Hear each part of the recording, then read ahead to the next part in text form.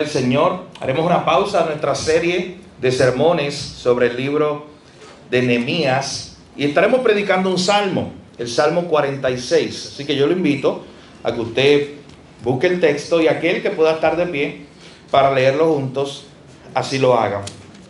Nuestro tema para hoy es amparados en un refugio seguro. Amparados en un refugio seguro. Lo invito a que usted siga en su hogar estudiando el libro de Nehemías, ya que con la ayuda del Señor estaremos el próximo domingo continuando con nuestra serie en el capítulo 3. Ya comenzaremos el capítulo 3 de Nehemías.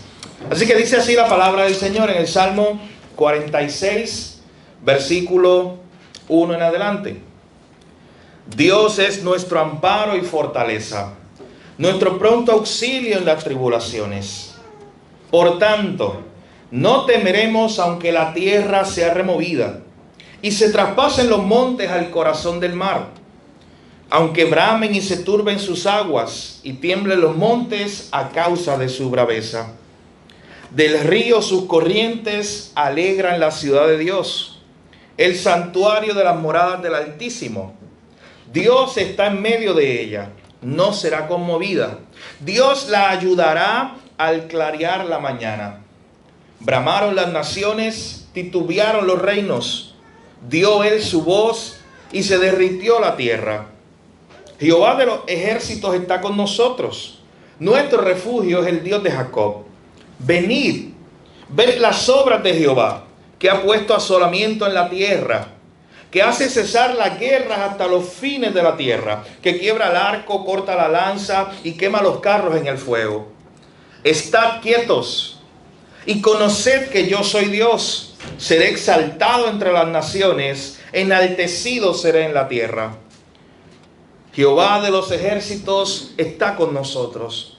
Nuestro refugio es el Dios de Jacob. Padre, gracias, Señor, te damos nuevamente en esta hora por tu palabra. Gracias por tu iglesia, gracias por los hermanos, Señor. Gracias por cada familia que está hoy aquí y aquellos que verán este servicio a través de esta transmisión. Señor, qué bueno es adorarte, qué bueno es bendecir, cantar cánticos a tu nombre. Pero en esta hora también, Señor, sacamos este tiempo para adorarte por medio de la enseñanza de tu palabra. Señor, te pedimos que tu Espíritu Santo ilumine nuestros corazones. Háblanos, Señor, en este día. Que cada uno de aquí salga con la convicción de que tú nos recordaste tu palabra hoy. De que tú, Señor, nos quisiste hablar hoy de una forma particular. Tú conoces las necesidades de cada uno, Señor, de los que estamos aquí. Son necesidades diferentes, muchas de ellas. Pero tú y tu palabra son más que suficientes para cada necesidad, Señor. Gracias te damos, en tu nombre oramos, Jesús. Amén.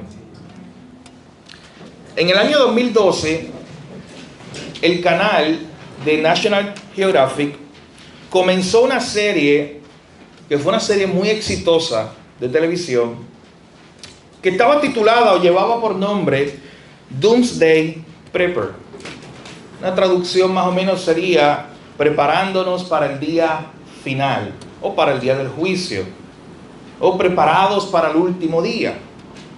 Y esta serie, que comenzó en el año 2012, de manera muy interesante presentaba a algunas familias, especialmente en los Estados Unidos, que se estaban preparando intencionalmente para algún evento apocalíptico, que se estaban preparando intencionalmente para el fin del mundo, para cuando llegara ese día en que el mundo se iba a acabar como ellos lo conocían, y ellos ya querían estar preparados. ¿Y sabes qué? En sí mismo la preparación no tiene nada de malo. Hay un principio de sabiduría en usted prepararse cuando viene la época de huracanes, cosas como esas, eso no tiene nada de malo. El problema era la actitud que muchos de estos presentaban. El problema es que estas personas eran personas que confiaban más en su preparación que en Dios, que confiaban más en su sabiduría que en Dios. De hecho, algunos de ellos incluso llegaron a decir lo siguiente, cuando les preguntaban, ¿en qué consiste exactamente lo que ustedes hacen? ¿Por qué ustedes están preparándose? Uno de ellos, en un artículo, contestó lo siguiente: nosotros simplemente queremos tener un lugar seguro en el cual refugiarnos. Nosotros simplemente queremos tener un lugar seguro en el cual refugiarnos. Y ¿sabe qué? Esto no solamente ocurrió en esta serie o a través de esta serie en los Estados Unidos, en el mundo entero, en Europa comenzaron a usar los búnkers de la Guerra Fría y comenzaron a habilitarlos. Y grupos de personas que se obsesionaron con esta idea. No solamente se prepararon como todo el mundo se prepara para algún evento, simplemente se obsesionaron con la idea del fin del mundo. Y ellos querían tener todo controlado. Para ellos no les podía pasar por la mente que pasara algo y ellos no estuvieran controlando la situación. Así que ellos buscaban en todo momento un lugar seguro. De hecho, en uno de esos artículos presentaban un grupo de millonarios alrededor del mundo que ya tienen incluso una preparación para el día final.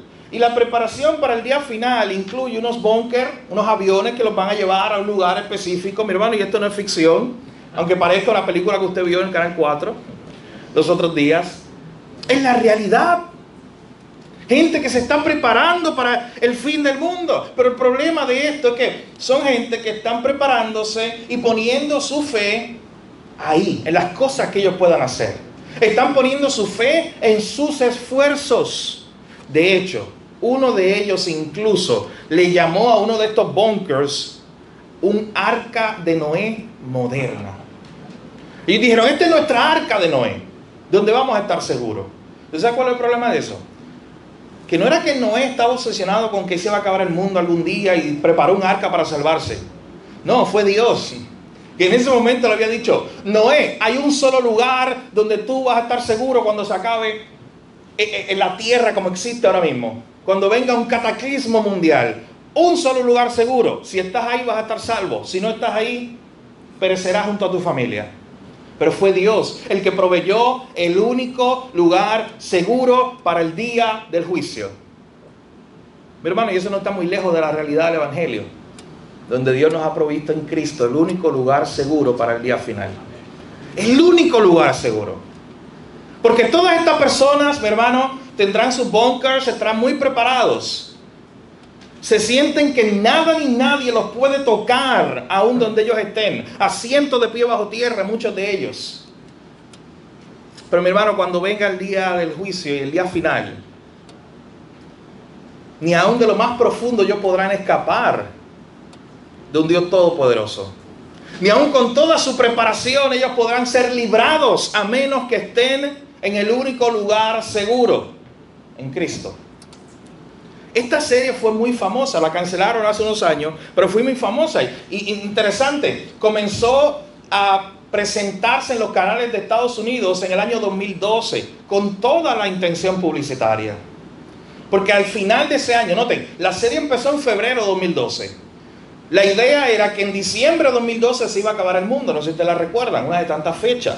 Esa fue la fecha de los mayas, el famoso calendario que se acababa en diciembre 2012. Así que como se iba a acabar el mundo, según esa teoría, pues en febrero esta gente comenzó a publicar esta serie y la gente se volvió loca preparándose. El problema no es la preparación. El problema es que no vale de nada toda la preparación del mundo si no estás en Cristo en el día final. Y esto nos debe llevar, mi hermano, a meditar en el salmo que tenemos delante en esta mañana. El Salmo 46. Por eso está titulado este salmo, lo hemos titulado este sermón, Amparados en un refugio seguro. Este grupo de salmos, los salmos 46, 47 y 48, eran himnos que el pueblo de Dios, el pueblo de Israel, cantaba específicamente cuando iban hacia la ciudad de Jerusalén para ir a celebrar las fiestas.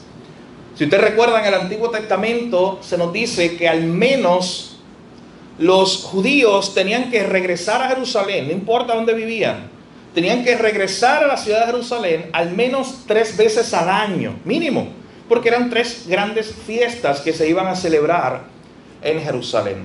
Y eran cientos de miles de peregrinos que iban. Bueno, recuerda por un momento en Hechos capítulo 2, allí en Pentecostés, cuando se estaba celebrando esa fiesta, que era una fiesta judía, noten lo que ocurrió.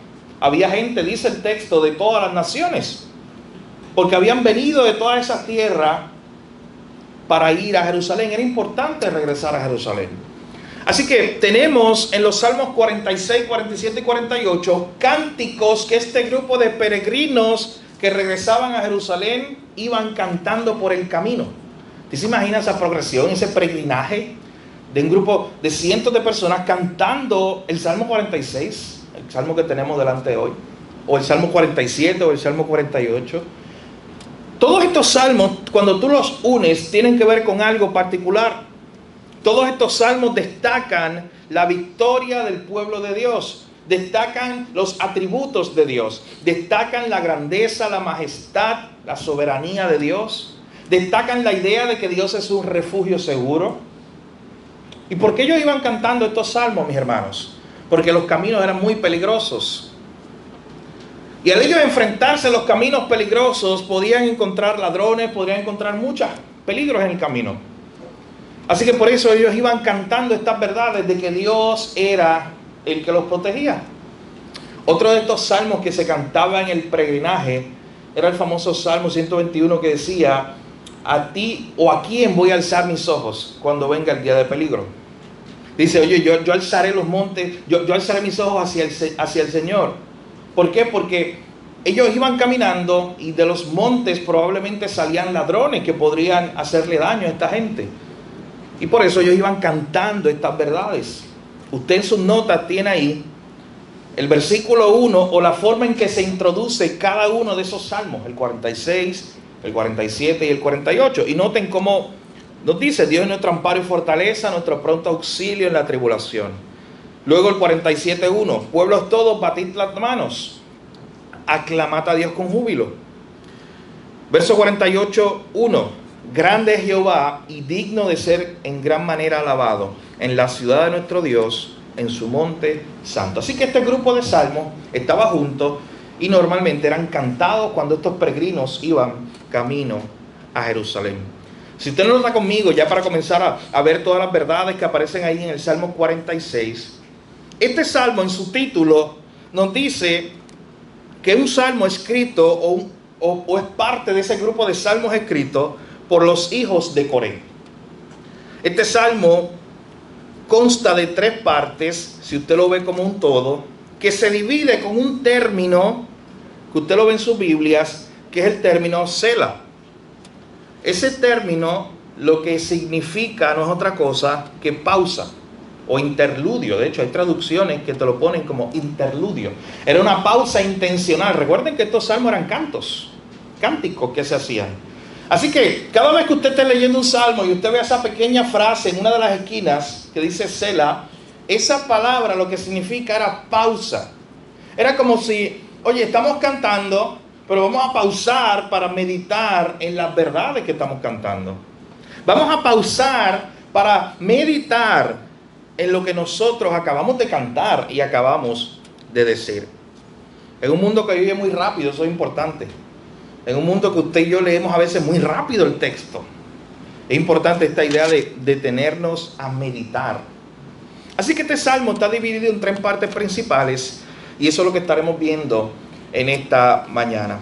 Versículos 1 al 3, nuestro primer punto, la primera división del texto. Este pasaje, los versos 1 al 3 nos enseñan, número 1, que Dios es nuestro amparo aún en medio de los desastres naturales. Dios es nuestro amparo aún en medio de desastres naturales. El salmista comenzaba diciendo: Dios es nuestro amparo y fortaleza, nuestro pronto auxilio en las tribulaciones. Por tanto, los que están aquí los miércoles saben qué significa eso, o el énfasis que hay que hacer cuando usted vea un por tanto en la Biblia.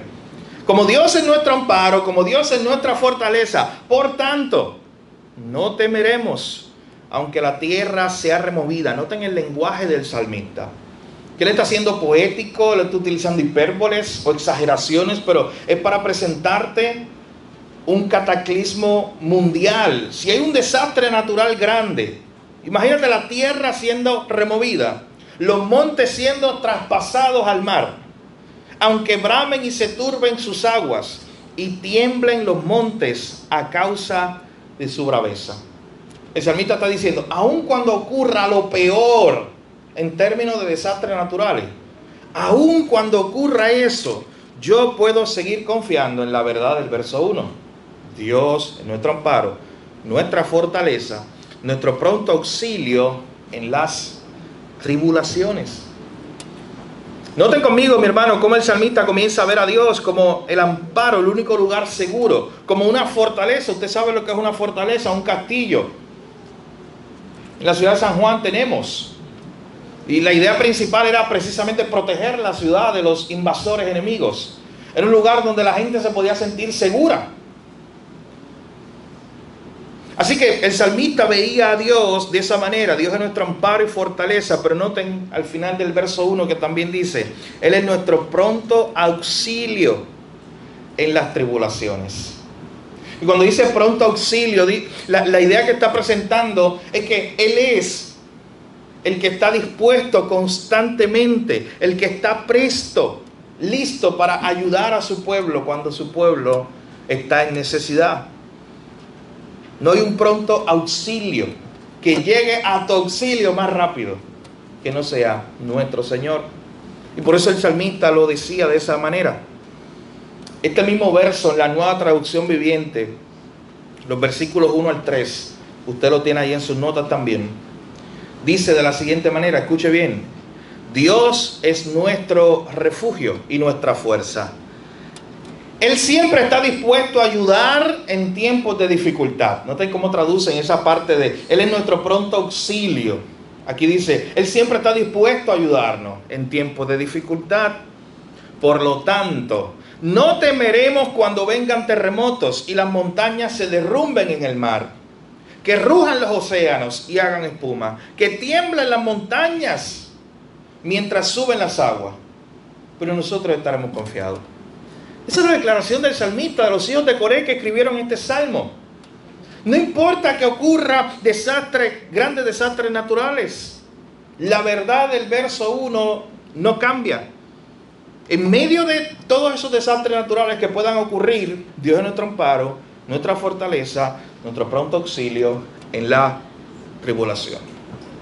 La idea que presenta el salmista, mis hermanos, es que aun cuando se levanten grandes eventos atmosféricos, eventos impresionantes, aun cuando la naturaleza sea inestable, nuestro refugio no lo es. Nuestro refugio es seguro, nuestro refugio es estable. Es una roca inconmovible, es una roca que no se puede mover. Y usted sabe, y es por esta razón que el salmista utiliza este primer ejemplo de sentirnos seguros, número uno, aun cuando hay grandes eventos catastróficos en la naturaleza, porque la naturaleza es muy inestable. Y aunque al final sabemos que hay un Dios que está controlando todas las cosas, usted bien sabe, y nosotros aquí lo hemos experimentado, ese sentir de incompetencia, ese sentir de impotencia, ese sentir de que no podemos hacer nada, de ese sentido así.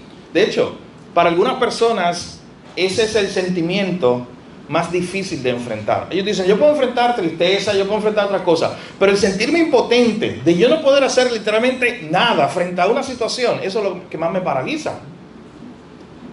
Y no quiero traer a memoria, simplemente por traer a memoria, eventos difíciles en su vida, en el tiempo del huracán, en el tiempo del terremoto. Lo que queremos es traer la idea de que Dios fue bueno con usted, de que Dios lo ayudó, de que Dios estuvo con usted en esa época difícil.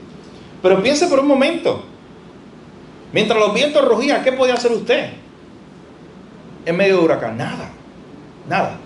No tenía posibilidad, usted se sentía pequeño. No podía hacer nada. Mientras la tierra temblaba, hace unos años, ¿qué podía hacer usted? Nada. ¿Y tú sabes lo más difícil? Que cuando estábamos en medio de ese terremoto, tú no sabías cuándo venía el otro. No tenías ni idea. No sabías si era más grande, si era más pequeño. Tú no tenías ni idea. Entonces, por eso es que el salmista está presentando esta idea de que aun cuando vengan grandes eventos catastróficos en la naturaleza, que son imprevistos para nosotros como seres humanos, que nos hacen sentir lo pequeño que somos. Gente que podía tener cientos de miles de dólares en su cuenta de banco y en ese momento no valen nada. De hecho, aunque lo tuvieras cash, incluso muchos lugares cerrados para comprar. Usted ya ha vivido eso antes. Así que al final, ¿qué te quedaba en un momento como ese? O cuando ocurra en algún momento de aquí a unos años, Señor nos guarde. Pero si ocurriera algo así catastrófico nuevamente, hablando de eventos de la naturaleza, ¿qué te queda al final? No puedes hacer nada con tu dinero probablemente en ese momento. Te queda una sola cosa, el verso 1. Dios es nuestro amparo, fortaleza, nuestro pronto auxilio en las tribulaciones. Así que por eso el salmista utiliza este ejemplo de cómo se siente el hombre pequeño, indefenso, ante estos grandes eventos de la naturaleza. Para que sepas que ahí cuando tú te sientes que verdaderamente no puedes hacer nada, lo único que puedes hacer es descansar en el único refugio seguro del universo, que es en Cristo. Descansar amparado en Él, fortalecerte en Él, recordar que Él es tu pronto auxilio, recordar las verdades de la palabra. Aun cuando veamos destrucción por un evento de la naturaleza, recuerde que la naturaleza aún tiene que obedecer a la voz de su creador.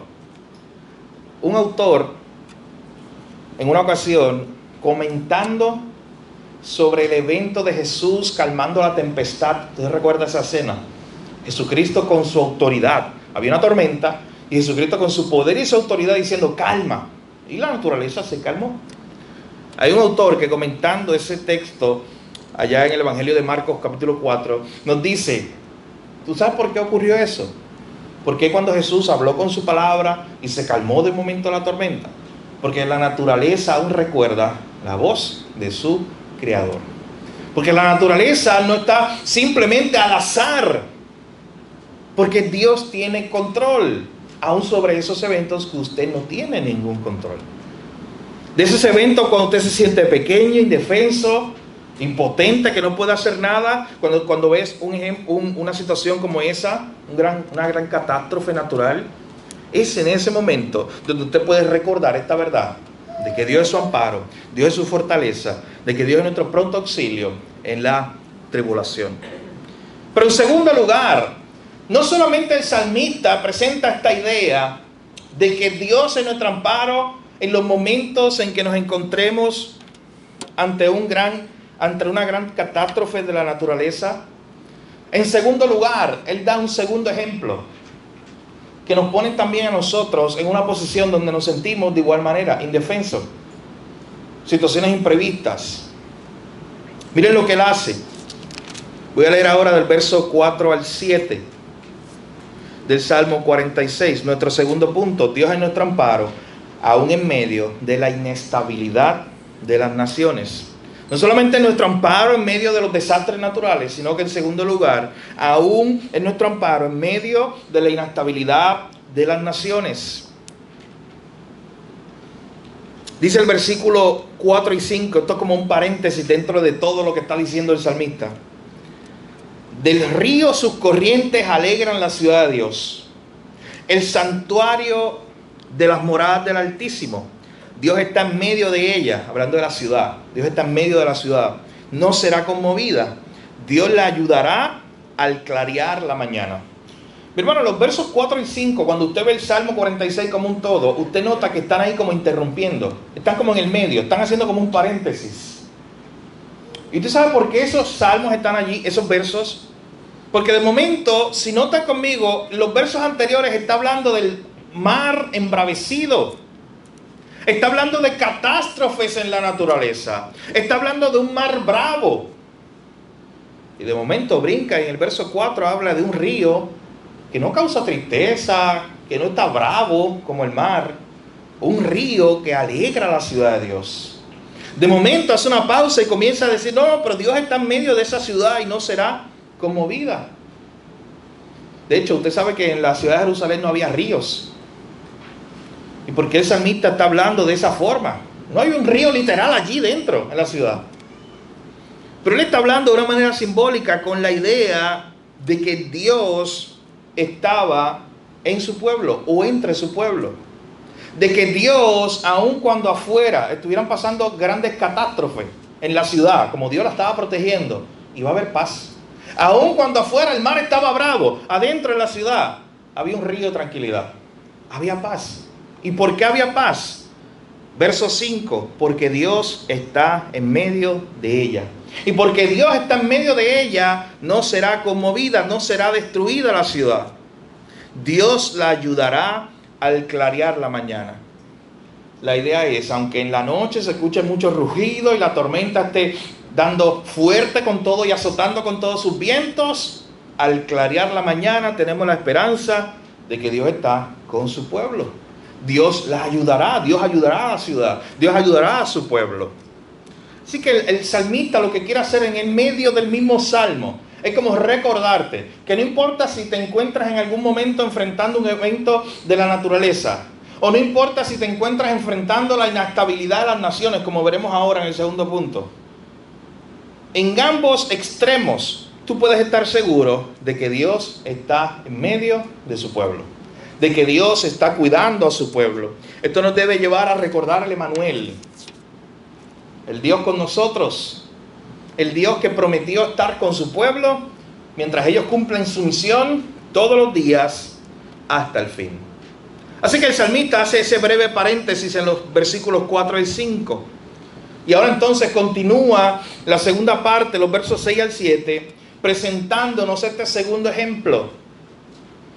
No solamente usted debe recordar que Dios es su refugio, su amparo y su fortaleza, aún en medio de los desastres naturales, sino que también usted debe recordar que Dios es su refugio, su amparo y fortaleza, aún en medio de la inestabilidad de las naciones. Dice el versículo 6, bramaron las naciones, titubearon los reinos, dio él su voz, se derritió la tierra. Miren qué impresionante eso, mi hermano. Dice el pasaje, el versículo 6, noten que en el 3 nos había dicho, oye, los mares pueden bramar, los mares pueden presentar toda su fuerza, pero si Dios está con nosotros, podemos estar tranquilos porque Él es nuestro amparo. Lo que dice ahora en el verso 6, pero también si son las naciones las que se levantan, si son los grandes poderes del mundo, los grandes reinos e imperios del mundo, aun si ellos son los que se levantan, nosotros también podemos estar tranquilos. ¿No siente usted la misma incertidumbre cuando hay inestabilidad política? Política me refiero al buen gobierno. Cuando usted sabe que hay guerras en el mundo y cuando de momento se anuncia que hay una guerra que está más cerca de usted de lo que usted se imagina. Cuando en su propio país comienza a haber inestabilidad en el gobierno. La idea es que incluso cuando los gobiernos quieran implementar su autoridad contra el pueblo de Dios, o incluso cuando no haya un gobierno, lo que es la anarquía, la idea de que cada quien hace lo que quiere y no hay autoridad, ni policía, ni gobernante, no hay nada. El hombre se siente indefenso en un lugar como ese, o un momento como ese. No hay autoridad, no hay gobierno, hay inestabilidad, hay guerras en el mundo entero. ¿Dónde tú vas a poner tu esperanza? Es lo mismo, tu dinero no funciona. Pregúntale a los rusos, a los ucranianos. No funciona su dinero. No pueden hacer nada y son ricos, pero no pueden hacer nada con su dinero. No se pueden refugiar ahí. ¿A dónde vas a poner tu esperanza si eso llega a ocurrir? Usted sabe que hace poco veía una entrevista de soldados en la Primera Guerra Mundial, que ellos hablaban de que cuando comenzó la Primera Guerra Mundial, un hombre matando a otro, la muerte de un heredero al trono del imperio austrohúngaro, 1914, desató, la muerte de una persona, desató la guerra más violenta que el mundo había conocido hasta la época, con millones y millones de muertos, que aún se cuentan todavía. La Primera Guerra Mundial. Y cuando esa guerra comenzó, estos personajes que estaban en la entrevista, en el documental que yo estaba viendo, comenzaban a decir, ¿sabes qué? Cuando comenzó la guerra apareció en el periódico, pero eso era bien lejos. Eso es Serbia, eso es allá. Y eso era como que entre Serbia y el imperio austrohúngaro, entre ellos dos. No tiene que ver con nosotros. Y ellos decían, como en forma de broma, la idea de es como si parpadeáramos y de momento ya nuestro país estaba en guerra. De un día para otro. Pero ellos también hablaban de esto que estamos hablando hoy, de la incertidumbre que les causó eso. De momento, esos jóvenes que estaban a punto de graduarse para ir a la universidad, de momento, ¿y qué pasó? Tengo que ir obligado a la guerra. De momento, esos jóvenes que estaban con su prometida a punto de casarse los próximos meses, todos se detienen porque tengo que ir a la guerra. Y ellos comenzaban a hablar en las entrevistas sobre cómo su vida cambió totalmente, de un día para otro. Y eso es algo, mi hermano, que aunque usted da por sentado el status quo, la idea de lo que usted está viviendo hoy, incluso la idea de la democracia, que es muy frágil, la idea de que vivimos hoy en un país democrático, comparado con muchos países en el mundo que no tienen gobiernos democráticos. Son anarquías, son dictaduras, son monarquías o cualquier otro tipo de gobierno. Y aunque claro, Churchill mismo decía, el primer ministro de Inglaterra, durante la Segunda Guerra Mundial, decía, ¿sabes qué? La democracia es el peor de todos los gobiernos, después de todos los demás. O sea, lo que él quiere decir es que no es perfecto, no miren la perfección ahí de un gobierno democrático, porque no está. Pero comparado con dictadura, con anarquía o otro tipo de gobierno, al menos un aliciente. Pero al final de cuentas le recuerda al creyente que su esperanza no está en un gobierno democrático, o que su esperanza no está en un gobernante democrático.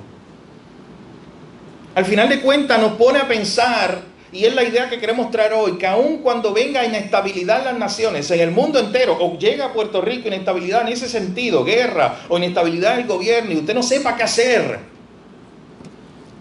Verso 1, Dios es nuestro amparo, nuestra fortaleza, nuestro pronto auxilio en la tribulación. Es como si el salmista te estuviera llevando a los dos escenarios donde el hombre se siente nada. A los dos escenarios donde el hombre se siente pequeño, donde el hombre se siente indefenso, impotente. Escenarios de desastres naturales y escenarios de guerras. Y él dice, no importa si algún día enfrentas esos dos escenarios, recuerda la verdad, el verso 1. Recuerda el amparo, la fortaleza que tú tienes en el Señor. Recuerda que Dios está en medio de su ciudad. Y porque está en medio de su ciudad, como dice el verso 5, la ciudad no será conmovida, no será destruida. Recuerda que la esperanza es que Dios ayudará a la ciudad, que Dios ayudará a su pueblo, aun en los momentos difíciles. Hermano, aun cuando se levante el reino más grande y poderoso del mundo en contra de la iglesia, como vemos que está ocurriendo, gobiernos poderosos, desde el mismo gabinete gubernamental presentando medidas en contra de la iglesia. Y uno puede temer y decir, wow, un gobierno poderoso en contra de la iglesia. Hermano, aun cuando ocurra eso, este salmo en esta mañana nos invita a ir y descansar seguros, amparados en nuestro refugio. No le tenga miedo a las naciones poderosas, dice Isaías capítulo 40, versículos 15 al 17 de la siguiente manera. Usted lo tiene en sus notas. He aquí que las naciones le son a Dios, comparadas con Dios. Las naciones le son como la gota de agua que cae del cubo, y como menudo polvo en las balanzas le son estimadas. Aún las naciones más poderosas. He aquí que Él hace desaparecer las islas como polvo. Ni el Líbano bastará para el fuego, ni todos sus animales para el sacrificio.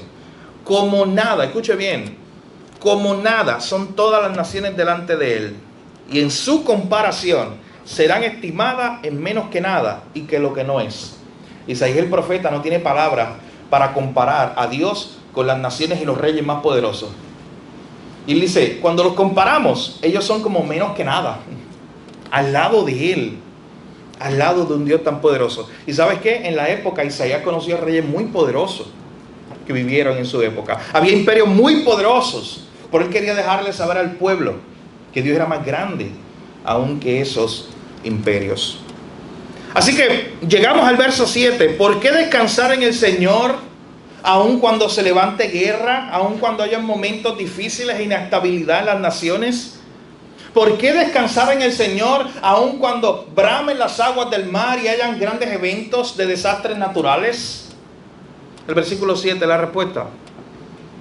Porque Jehová de los ejércitos está con nosotros. Porque nuestro refugio no es un búnker así en pie bajo tierra.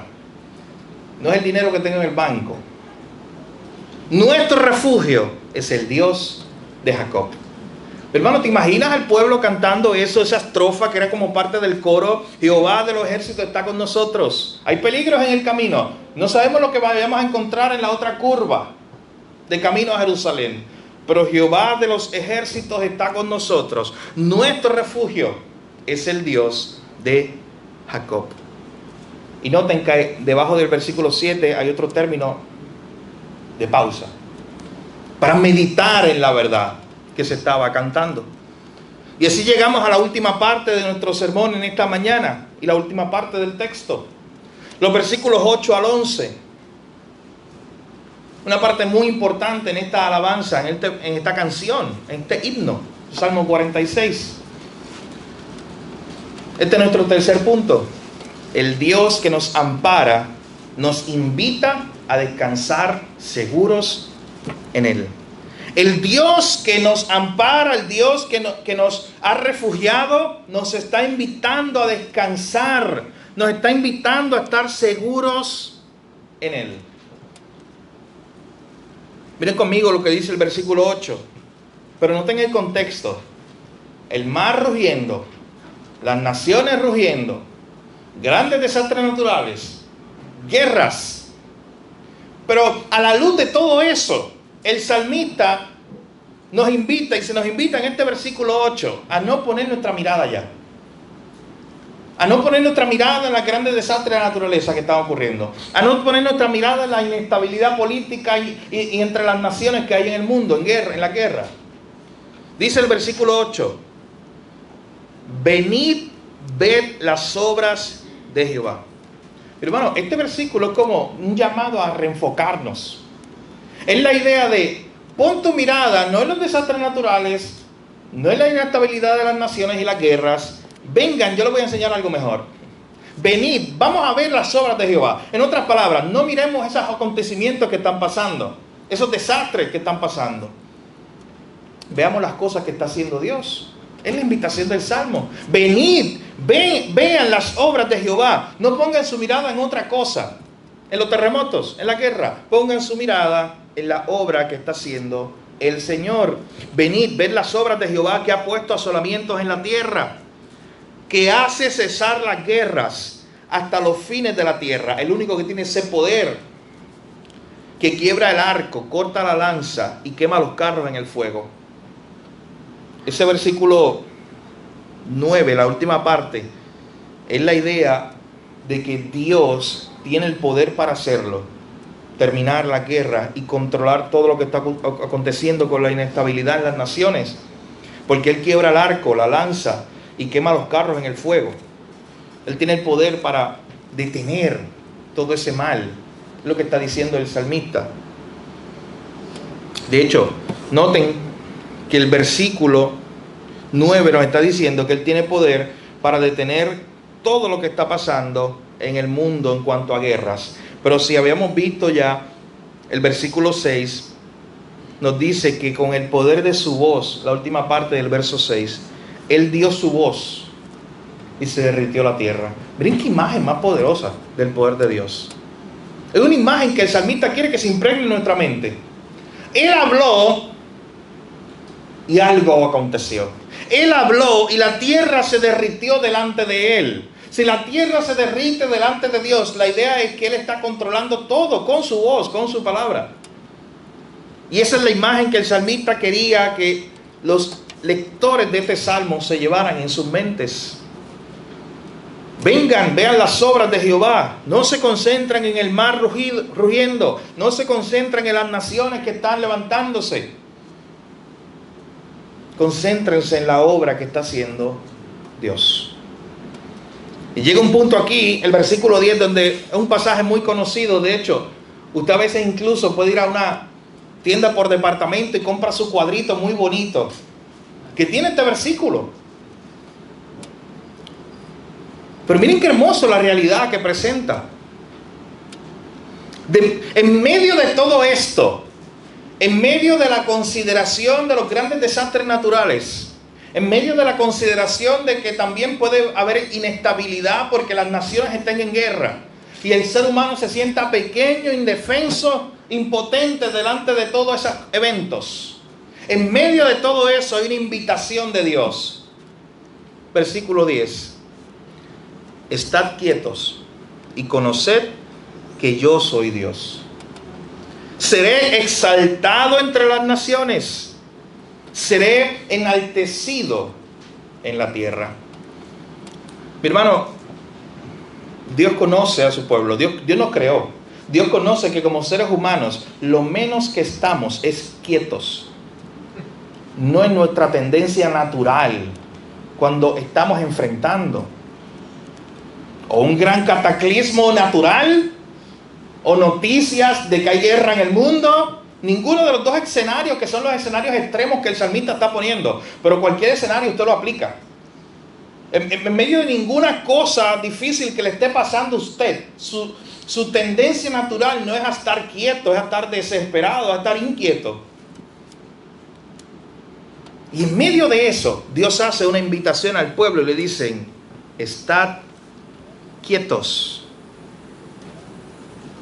La Nueva Traducción Viviente traduce ese verso diciendo: quédense quietos y sepan que yo soy Dios. Quédense quietos y sepan que yo soy Dios. Descansen en mí. Si ya les dije que yo soy su refugio, si ya les dije que con mi voz se derrite la tierra, que yo quebro el arco, la lanza, los carros del ejército, que aún la naturaleza me obedece, que aún las naciones me obedecen. Estad quietos y conoced que yo soy Dios.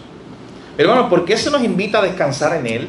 ¿Por qué se nos invita a estar quietos cuando nuestro corazón quiere estar desesperado en medio de un evento difícil? Porque Él es un Dios soberano, porque Él está en su trono. De hecho, noten la razón que Él da. Dicen: estén quietos, conozcan que yo soy Dios. Yo seré exaltado entre las naciones, yo seré enaltecido en la tierra. En otras palabras, es como si Dios estuviera diciendo: siéntate ahí, al pueblo, a su pueblo. Siéntate ahí, conoce mi poder y mira lo que yo hago para glorificar mi nombre.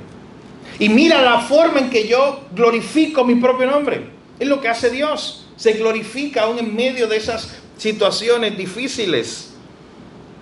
Estad quietos y conoced que yo soy Dios.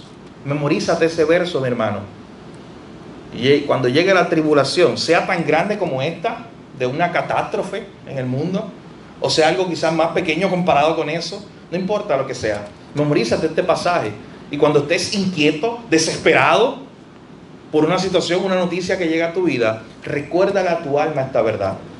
El Señor diciéndole a su pueblo: confíen, descansen, estad quietos, conozcan que yo soy Dios.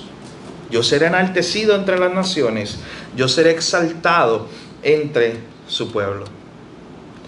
Y por si acaso se nos olvidó, el versículo 11 nos hace un recordatorio.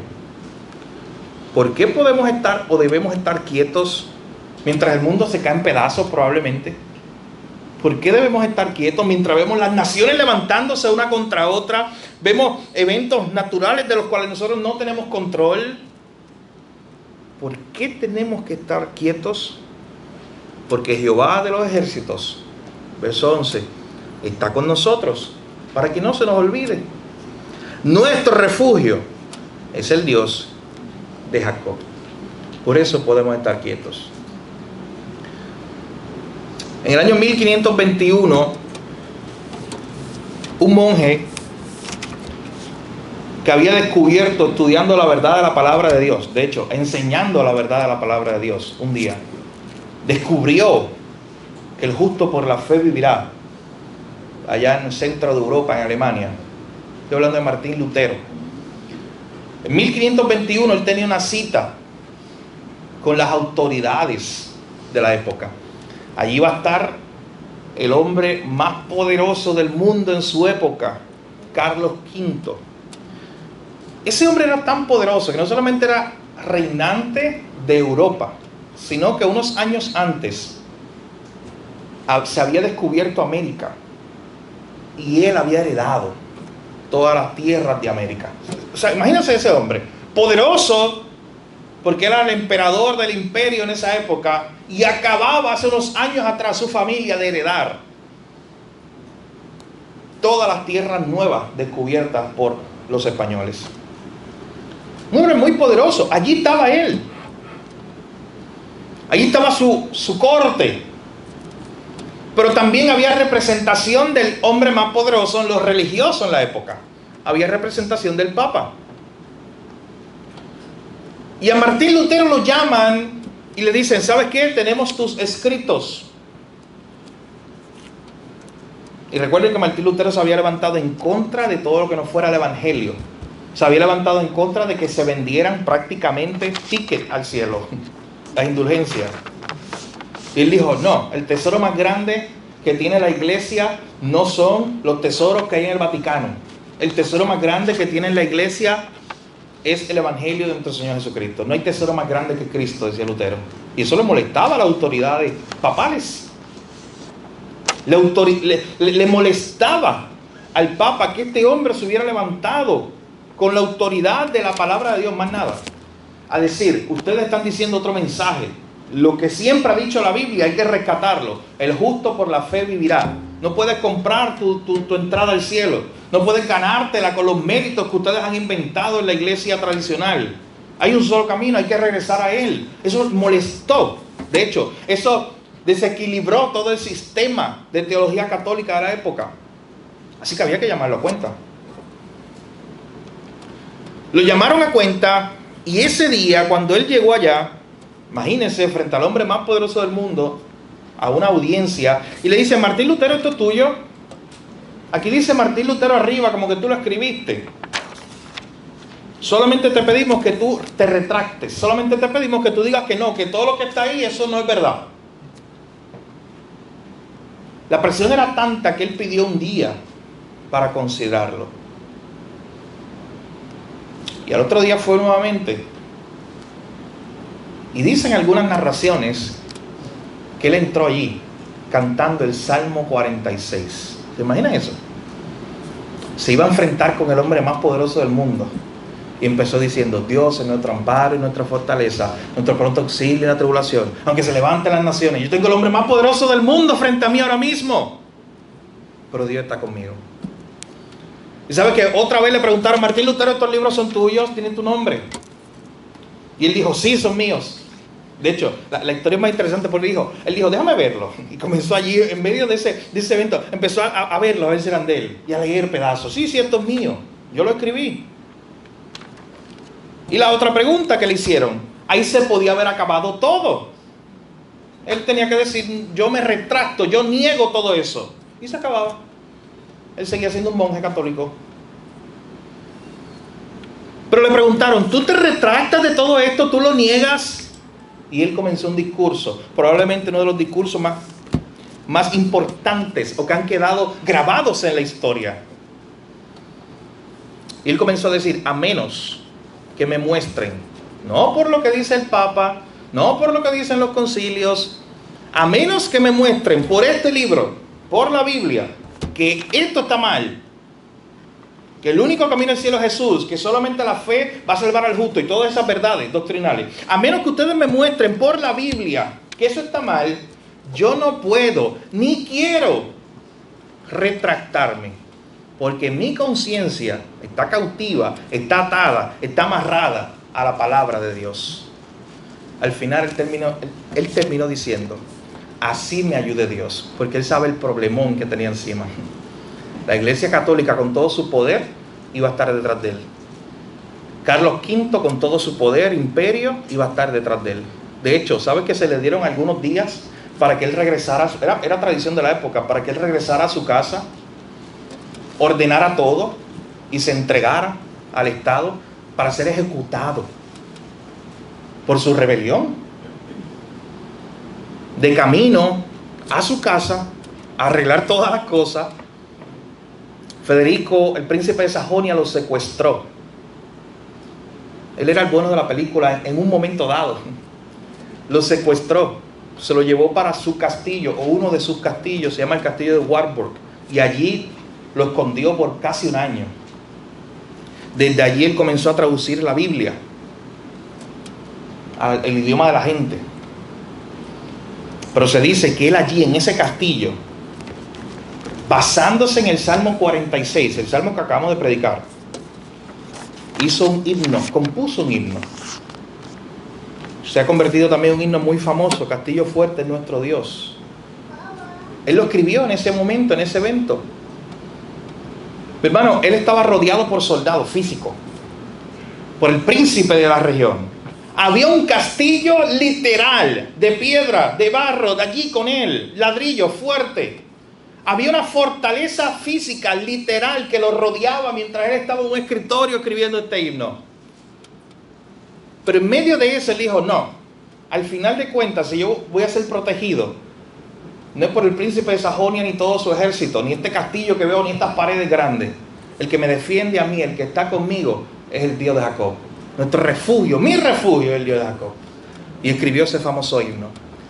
Y se dice que cada vez que él tenía un problema difícil que enfrentar, le decía a su asociado, a su persona más allegada, le decía, ven un momento, vamos a cantar el Salmo 46.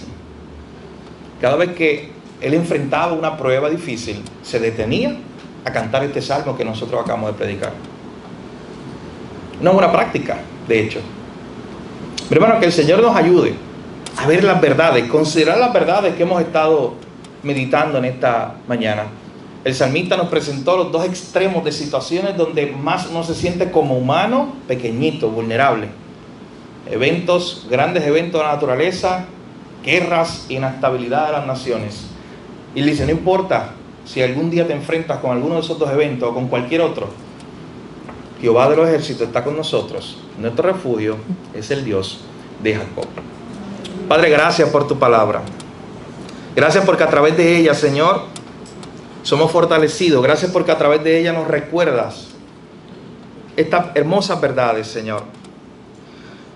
Gracias porque, como vimos hoy, el salmista quería recordarnos que aun cuando se levante el mar y todo su poder, los vientos y todo su poder, aun cuando se levanten las naciones con todo su poderío también, y haya guerras en el mundo, inestabilidad en todo lugar, aun si eso llegare, Señor, nosotros podemos estar confiados en el único refugio seguro, que eres tú, Señor. Gracias te damos en esta hora por tu palabra, por recordarnos estas verdades. Que no olvidemos, Señor, que no hay un refugio más seguro que tú. Que no olvidemos esa invitación que tú nos haces a mirar tus obras en medio de estos tiempos difíciles. Que no olvidemos esa invitación que tú nos haces a estar quietos delante de ti, a esperar en ti, a no desesperarnos, Señor, porque esa es nuestra tendencia. Ayúdanos a estar quietos y a conocer en medio de nuestra prueba que tú eres Dios. Ayúdanos a estar quietos y conocer en medio de esta prueba que estemos pasando que tú serás enaltecido, que tú serás glorificado. No sabemos cómo, pero tú lo haces así, Señor. Gracias por tu palabra en esta mañana. Grábala en nuestras mentes, te pedimos, Señor, en nuestros corazones, y ayúdanos a vivirla. En tu nombre oramos, Jesús. Amén. Hermano, que el Señor nos ayude a vivir a la luz de su palabra. Si estás aquí entre nosotros y aún no has conocido al Señor,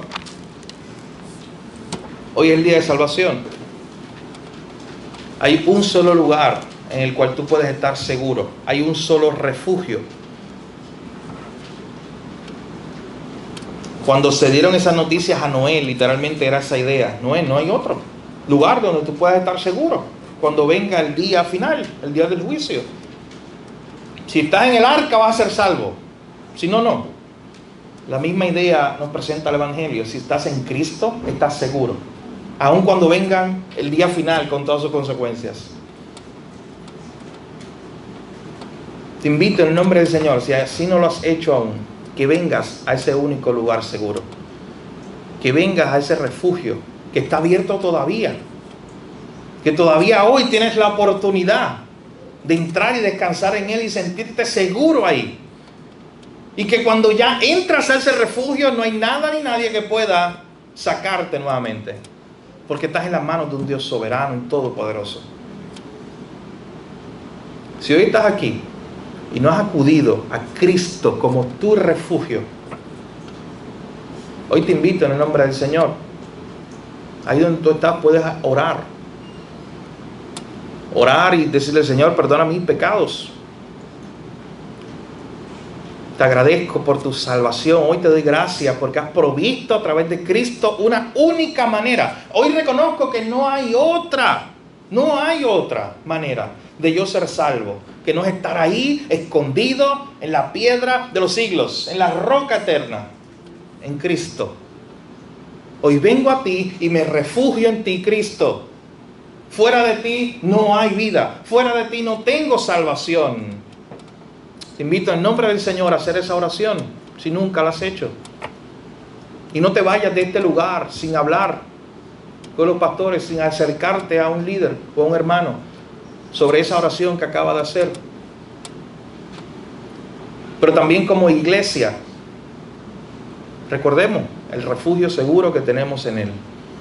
Permanezcamos firmes ahí en ese refugio. Apréndase ese salmo, esas verdades, memorícela, cántela en sus momentos de dificultad. Jehová de los ejércitos está con nosotros. Y si Él está con nosotros, mi hermano, todo estará bien. Y si Él está con nosotros, estamos seguros. Esa es nuestra esperanza. Hermano, no hay un refugio más grande que Cristo. No hay otro. Que siempre recordemos eso. Oramos en el nombre del Señor para que el Señor nos anime no solamente a recordar estas verdades, sino también a animar a otros y enseñarla a otros durante estos próximos días. Así que, mi hermano,